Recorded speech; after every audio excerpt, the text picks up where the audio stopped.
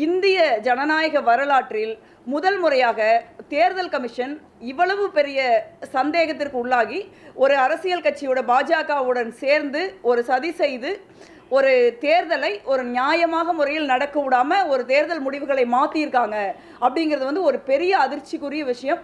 இது ஒரு காங்கிரஸ் கட்சியோ இல்லை காங்கிரஸ் கட்சி தலைமையிலான இந்தியா கூட்டணி சம்பந்தப்பட்ட விஷயமோ கிடையாது. இதை இவங்க எப்படி பண்ணுறாங்கன்னு நம்ம மிக நிச்சயமாக யோசிக்கணும். நீங்களாம் நினைப்பீங்க தமிழ்நாட்டில் தேர்தல் நடக்குது, தமிழ்நாட்டில் நீங்கள்லாம் ஜெயிச்சு தானே வந்திருக்கீங்க, போன டைம் ஜெயிச்சிங்க, இந்த டைம் ஜெயிச்சிங்க அப்படின்னு மக்கள் யோசிக்கலாம். தேர்தல் தில்லுமுள்ளுகளை இதுவரைக்கும் காங்கிரஸ் எதிர்க்கட்சியாக இருக்கிற மாநிலங்களில் ரொம்ப அதிகமாக பண்ணியிருக்காங்கன்னு நாங்கள் சந்தேகப்படுறோம். இந்த முறை மிக நிச்சயமாக தமிழ்நாட்டு வாக்காளர் பட்டியல்லையும் இதுவரை நம்ம விழிப்புணர்ச்சியோடு இல்லைன்னா பீகாரில் எப்படி நீங்கள் கிட்டத்தட்ட 60 லட்சம் பேரை தேர்தல் கமிஷன் நீக்குதோ அதே மாதிரி தமிழ்நாட்டில் தமிழர்கள் அல்லாத வாக்காளர்களை வாக்காளர் பட்டியலில் அவங்க சேர்ப்பாங்க. அதை ஏறக்குறைய ஒரு மறைமுகமாகவே தேர்தல் கமிஷன் சொல்லியிருக்காங்க. நீங்கள் முன்னாள் நிதியமைச்சர் காங்கிரஸ் கட்சியினுடைய மூத்த தலைவர்களில் ஒருவரான ப. சிதம்பரம் அவர்கள் தமிழ்நாட்டில் நீங்கள் 6 லட்சம் பீகார் வாக்காளர்கள் அப்போ நீங்கள் சேர்த்த போகிறீங்களா, இவங்க தமிழ்நாட்டில் இருக்காங்கன்னு சொல்லி தானே நீங்கள் நீக்கியிருக்கீங்க அப்படின்னு கேள்வி கேட்குறார். அதற்கு பதிலளித்த தேர்தல் ஆணையம் அப்படி பீகாரில் இருந்தோ இல்லை வேறு மாநிலங்களில் இருந்தோ புலம்பெயர் தொழிலாளர்களாக தமிழ்நாட்டில் குடியிருக்கிறவர்களுடைய பெயரை வாக்காளர் பட்டியலில் சேர்ப்பதற்கு சட்டம் இடமளிக்குது அப்படின்னு அவங்க சொல்கிறாங்க. அது எப்படி சட்டம் இடமளிக்கும்? அதை யார் முடிவு பண்ணுவா? இப்போ ஒரு பீகாரில் இருக்கிற ஒரு வாக்காளர் தமிழ்நாட்டிற்கு தொழில் நிமித்தமாக வந்திருக்காரு. அப்போ அவர் பீகாரில் இல்லை தமிழ்நாட்டில் குடியிருக்கார் அப்படின்னா அவர் பீகாரில் ஓட்டு வச்சுக்குவாரா தமிழ்நாட்டில் ஓட்டு வச்சுக்குவாராங்கிறது அந்த வாக்காளர் தான் முடிவு பண்ணும். அப்போ பீகார் வாக்காளர் பட்டியலிருந்து அவர் வாக்காளர் என் பெயரை நீக்குங்க அப்படின்னு அந்த வாக்காளர் ஒத்துக்கிட்டா தான் நீங்கள் நீக்க முடியும். நீங்கள் வாக்காளர் ஒத்துக்காமையே வாக்காளரை கேட்காமையே நீங்கள் 60 லட்சம் பேரை எடுத்து விடுறீங்க. அதில் புலம்பெயர்ந்த தொழிலாளர்கள் தான் இருக்கிறாங்கன்னு இல்லை, அந்த பீகார்லேயே இருக்கிறவங்க குறிப்பாக எதிர்கட்சிகளுக்கு வாக்களிக்க கூடியவர்கள் அப்படின்னு பாஜக நினைக்கிறவங்க சிறுபான்மையினர். ஸோ இவங்களுக்கெல்லாம் இந்த வாக்காளர்கள் பட்டியலிருந்து இவங்கெல்லாம் பெருமளவில் நீக்கப்பட்டிருக்காங்க. உச்சநீதிமன்றத்தில் வழக்கு நடந்துகிட்டு இருக்கு. உச்சநீதிமன்றம் இதுவரை அந்த வழக்கில் ரொம்ப சரியான பாதையில் போகிறாங்க. நீங்கள் நீக்கின 60 லட்சம் பேரையும் நீங்கள் எங்களுக்கு கொடுங்க அப்படின்னு அவங்க சொல்லியிருக்காங்க. அதை வாக்குச்சாவடி ஒவ்வொரு வாக்குச்சாவடிக்கும் எவ்வளவு பேர் நீக்கப்பட்டிருக்கிறார்கள், அவர்களுடைய முகவரியோ இல்லை அவங்க குடும்பத்தினுடைய கான்டாக்ட் நம்பரோ இதை கொடுக்கணும்னு உச்சநீதிமன்றம் கேட்பாங்க நாங்கள் எதிர்பார்க்குறோம். இது இந்திய தேர்தல் ஆணையம் ஒரு ஜனநாயகத்தையே அழித்துவிட்டு ஒரு பாஜகங்கிற கட்சியோடைய கூட்டு சேர்ந்து கொண்டு தேர்தலில் முறையீடுகளில் ஈடுபட்டிருக்காங்க. இந்த தேர்தல் என்பது 2024 நாடாளுமன்ற தேர்தல் என்பது மிக நிச்சயமாக காங்கிரஸ் கூட்டணி வெற்றி பெற்று ஆட்சி அமைத்திருக்க வேண்டிய ஒரு தேர்தல். அந்த தேர்தல் முடிவுகள் தேர்தல் ஆணையத்தால் திருடப்பட்டிருக்கிறது அப்படிங்கிறது தான் இன்னைக்கு சந்தேகத்திற்கு இடமில்லாமல் தலைவர் ராகுல் காந்தி அவர்களால் தேர்தல் கமிஷனே கொடுத்த ஆதாரங்களின் அடிப்படையில் நிரூபிக்கப்பட்டிருக்கிறது. மக்கள் மிகுந்த விழிப்போடு இருக்கணும்.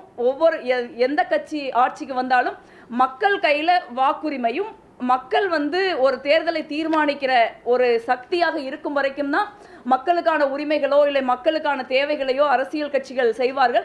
இந்த மாதிரி ஒரு அரசியல் கட்சி தேர்தல் ஆணையத்தினோட பாஜக கட்சி தேர்தல் ஆணையத்தினுடைய உதவியோட தேர்தல் முடிவுகளை தீர்மானித்தால் மக்கள் அதிகாரமற்றவர்களாக ஒன்றுமற்றவர்களாக ஆக்கப்படுவார்கள். இந்த வாக்குரிமையை பெறுவதற்கு பல்வேறு நாடுகளில் ஒரு மிகப்பெரிய போராட்டங்கள் நடந்துதான் இந்த வாக்குரிமை எல்லா மனிதர்களுக்கும் வந்திருக்கிறது. அப்படி நம்ம பாடுபட்டு பெற்ற வாக்குரிமையை நம்ம பாதுகாத்து வைக்க வேண்டிய கடமை நம்ம எல்லாருக்கும் இருக்குது. இது ஒரு காங்கிரஸோ திமுகவோ மற்ற எதிர்க்கட்சிகள் சார்ந்த பிரச்சனை கிடையாது. முழுக்க முழுக்க இது மக்களின் உரிமை சார்ந்த ஒரு இந்திய ஜனநாயகம் சார்ந்த ஒரு பிரச்சனைங்கிறத கவனத்தில் கொண்டு நம்ம எல்லாரும் இணைந்து போராடணும் நான் கேட்டுக்கிறேன். நன்றி.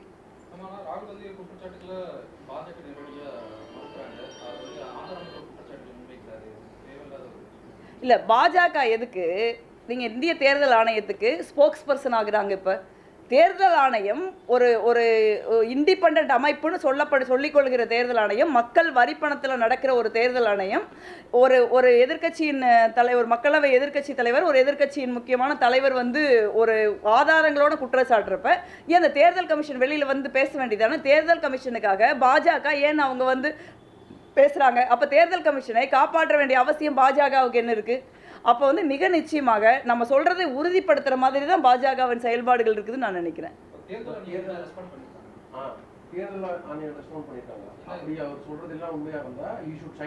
இல்ல ஏன் பண்ணணும் நான் கேக்குறேன். நீங்க இல்ல தேர்தல் ஆணையம் நீங்க வந்து அவங்க ஃபார்ம் 20 சைன் பண்ணணும்னு சொல்லி கேட்குறாங்க. அந்த ஃபார்ம் என்ன அப்படின்னா நீங்க வந்து 30 நாட்களுக்குள்ள நீங்க அவங்க சொல்ற அந்த அஃபிடவிட் ஸ்வான் பண்ணணும், ஸ்வான் அஃபிடவிட் சைன் பண்ணணும்னு சொல்றது தேர்தல் முடிவுகள் வந்த 30 நாட்களுக்குள்ள சைன் பண்ண வேண்டிய ஒரு விஷயம். அதாவது அதே மாதிரி நீங்கள் தேர்தல் விதி வந்து ரெஜிஸ்ட்ரேஷன் ஆஃப் எலெக்ஷன் ஆக்ட் கீழே பார்த்தீங்கன்னா அந்த தேர்தல் 20க்கு படி நீங்கள் வந்து அது வந்து வாக்காளர் அடையாள வாக்காளர் பட்டியல் வெளியிடாதுக்கு முன்னே நம்ம அதை கேட்குறது. இப்போ ஃபார்ம் 6ஓ ஃபார்ம் 7ஓ இல்லை ஃபார்ம் 8ஓ நம்ம போட்டு நம்ம ஓட்டை சேர்க்கவோ இல்லை ஓட்டை நீக்கவோ நம்ம ஓட்டை டிரான்ஸ்ஃபர் பண்ணவோ பண்ணுறப்ப கொடுக்குறது. இது வந்து தேர்தல் நடந்து 1.5 வருஷம் ஆயிடுச்சு. இப்போ நீங்கள் வந்து ஸ்வான் அண்ட் அஃபிடவிட் போட்டால் நீங்கள் என்ன சொல்ல போகிறீங்க?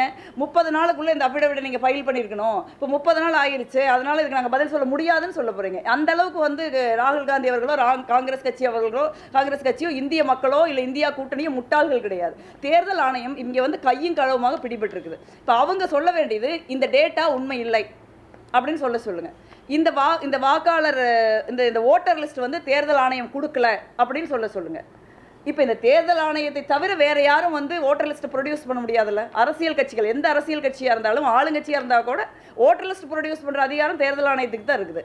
எதுவுமே வந்து ஃபார்ம் 6ஓ 7ஓ 8ஓ 20ஓ 13ஓ 17C எல்லா ஃபார்முமே வந்து எலெக்ஷன் கமிஷன் தான் ப்ரொடியூஸ் பண்ண முடியும். நாங்கள் கேட்குற எளிமையான கேள்வி, இந்த எலெக்ஷன் இந்த நீங்கள் வாக்கு சீட்டை நீங்கள் ஓட்டர் லிஸ்ட் கொடுத்தீங்கல்ல பெங்களூர் சென்டரில் நாங்கள் வெளியிட்டிருக்கிறோம்ல, அது உங்களுடைய ஓட்டர் லிஸ்ட்டுங்கிறத நீங்கள் ஒத்துக்கிறீங்களா இல்லை மறுக்கிறீங்களா?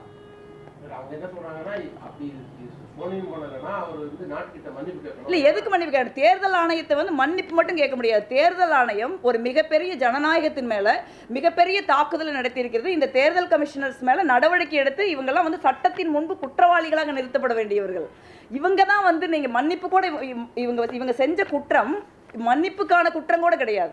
ஒரு மிகப்பெரிய குற்றத்தை இவங்க செஞ்சிருக்காங்க. இவர்கள் சட்டத்தின் முன் நிறுத்தி தண்டனை பெற்றுக் கொடுக்கப்பட வேண்டியவர்கள்.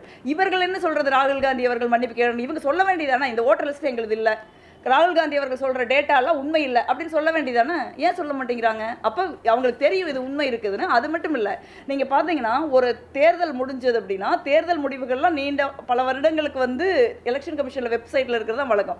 2019 தேர்தல் முடிஞ்ச உடனே எடுத்துட்டாங்க.